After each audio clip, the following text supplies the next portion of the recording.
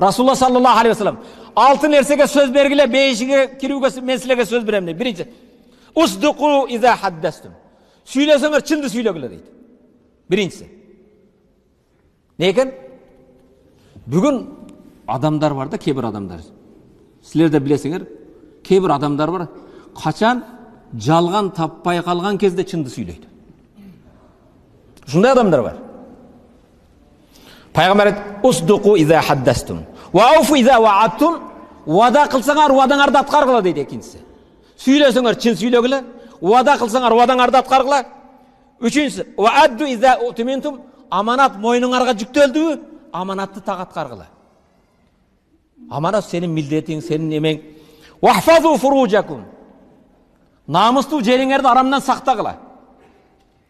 Зинадан, арам кумар кандыруудан намыстуу жериңерди сактагыла.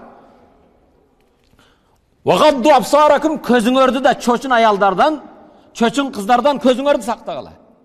Жаман сайттардан сактагыла. Вакаффу айдиякум. Колуңарды бирөөгө зыян берүүдөн, бирөөдүн буюмун, малын алуудан сактагыла. 6 нерсе. Мен силерди бейишке кирүүгө кепилдик берем дейт пайгамбар саллаллаху алейхи.